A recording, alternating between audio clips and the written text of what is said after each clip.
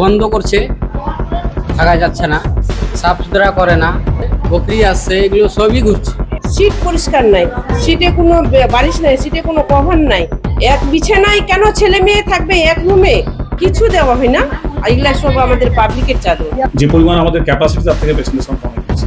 এরকম কোনো ব্যাপার নেই, মেল ওয়ার্ড ফিমেল ওয়ার্ড সম্পূর্ণ আলাদা আছে। যে 99% ওষুধ আমাদের এখানে সাপ্লাই থাকে। হাসপাতাল লাগছে না।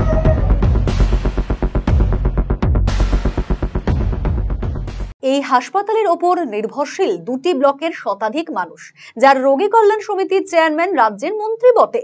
সেই হরিশ্চন্দ্রপুর হাসপাতালে বেহাল দশা স্বাস্থ্য পরিষেবার, এ যেন নেই রাজ্যে বাস। হাসপাতালের অভ্যন্তরের ছবি আঁতকে ওঠার মতো। এই হাসপাতালের ওপর হরিশ্চন্দ্রপুর 1 এবং 2 নম্বর ব্লকের কয়েক লক্ষ মানুষ নির্ভরশীল। প্রত্যেক দিন 300 থেকে 400 রোগী হাসপাতালে আসে, যেখানে শয্যা সংখ্যা মাত্র 65টি। রোগীর তুলনায় শয্যা সংখ্যা অপ্রতুল। সঠিকভাবে মিলছে না ওষুধ, নেই পানীয় জল, নল থেকে পড়ছে না জল, চারিদিকে আগাছা, শৌচালয়ের পরিস্থিতি আরো ভয়ানক, ভেতরে নেই আলো, হাসপাতালের অভ্যন্তরেই ছড়িয়ে ছিটিয়ে রয়েছে আবর্জনা, পড়ে থাকছে ব্যবহৃত ইনজেকশনের সিরিঞ্জ, চতুর্দিকে অপরিচ্ছন্নতার ভয়াবহ ছবি। এমনকি হাসপাতালের ভেতরে অবাধ বিচরণ ছাগল, কুকুর, বেড়ালের। চিকিৎসা করাতে আসা রোগীরা পাচ্ছে না শয্যার চাদর, তাও নিয়ে আসতে হচ্ছে বাড়ি থেকে। এমনকি হাসপাতালে বেশিরভাগ ওষুধ বাইরে থেকে কিনতে হচ্ছে বলে ক্ষোভ প্রকাশ করেছে রোগীরা। গন্ধতে থাকা যাচ্ছিল না, গন্ধ করছে, থাকা যাচ্ছে না, সাফ সুতরা করে না। দেখতে তো পাচ্ছ, এগুলো তো কত কাঁচড়া হয়ে আছে, একটা কিছু ফেলার বাসন নাই, কি বলে এটাকে বেশি ডাব্বা বলে, ওটা নাই।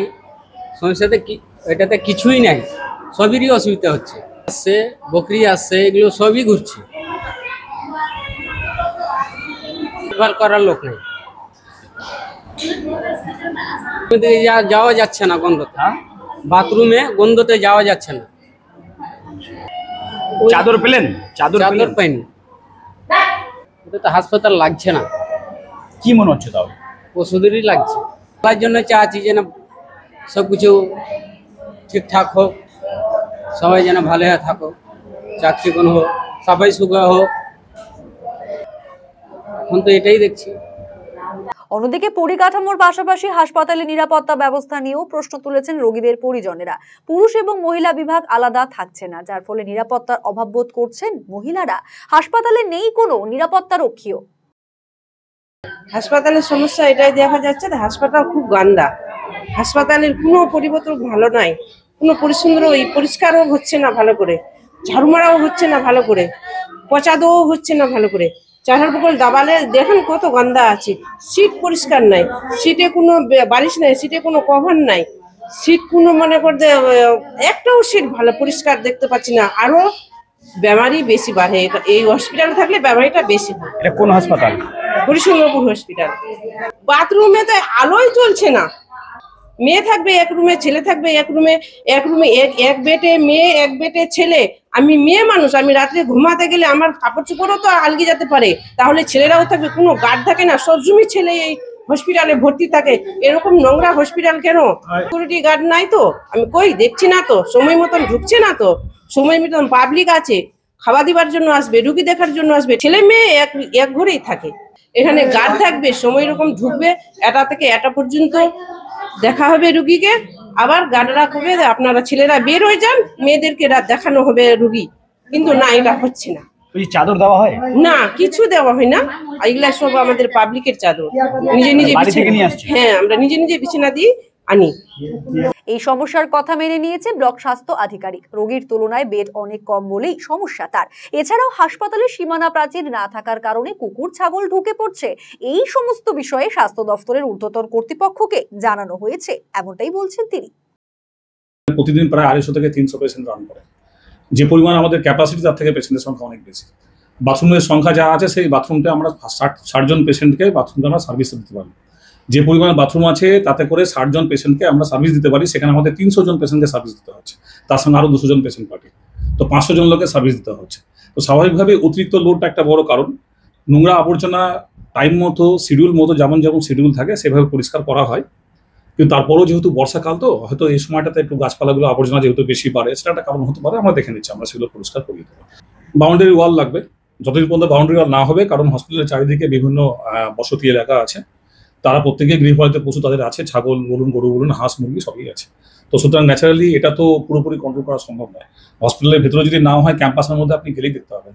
এরকম কোনো ব্যাপার নেই। মেল ওয়ার্ড ফিমেল ওয়ার্ড সম্পূর্ণ আলাদা আছে। যে ফিমেল ওয়ার্ডে যে ফিমেল পেশেন্টের সঙ্গে আপনি যে মেলকে দেখতে পাচ্ছেন, ওটা বাড়ির লোক থাকছেন, কিন্তু তার পাশে যখন অন্য কোনো পেশেন্ট থাকছেন, তার তো বাড়ির লোক নয় ওটা, তিনি বলতেই পারেন যে হ্যাঁ মেল পেশেন্ট কেন আছে, কিন্তু উনি পেশেন্ট নন, উনি বাড়ির লোক। একটা নির্দিষ্ট টাইমের পর তাকে ওয়ার্ড থেকে বার করে দেওয়া। সিকিউরিটি গার্ড আছে? আমরা রিসেন্ট আলোচনা হয়েছে আমার সঙ্গে, বিডিও সাহেব, আইসি সাহেবের সঙ্গে আমরা আলোচনা করেছি।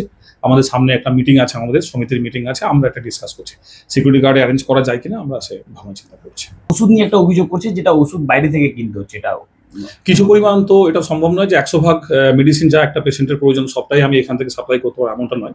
যেটা আমার কাছে সাপ্লাই নেই বা যে জিনিসটা নেই, 99% ওষুধ আমাদের এখানে সাপ্লাই থাকে। 1% হয়তো কখনো প্রয়োজন হলে, হয়তো দরকার হলে আনতে হতে পারে। যদিও হাসপাতালে কোনো অসুবিধা নেই বলে দাবি হাসপাতালের রোগী কল্যাণ সমিতির চেয়ারম্যান তথা মন্ত্রী তাজমুল হোসেনের, তবে খোঁজ নিয়ে দেখার আশ্বাস মন্ত্রীর। না না, ওইরকম জিনিসের কোনো অসুবিধা নেই। অসুবিধা নেই, কিন্তু ওখানে তো প্রচুর সবকিছু তো কিছুই পাওয়া, চাদর, তুলা ব্যান্ডেজ নাই, ওষুধ নাই, চাদর মিলছে না, বলছে সাপ্লাই নাই। ঠিক আছে, আমি খোঁজ নিয়ে দেখছি।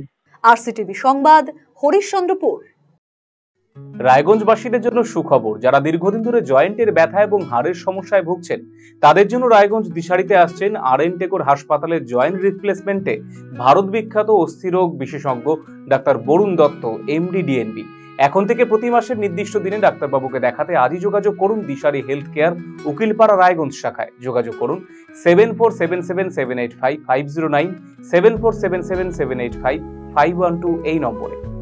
পাহাড় থেকে জঙ্গল, তরাই থেকে ডুয়ার্স, দক্ষিণ থেকে উত্তর, প্রাকৃতিক সৌন্দর্যে ঘেরা উত্তরবঙ্গ, শিকড়কে আগলে বদল আনবো আমরা।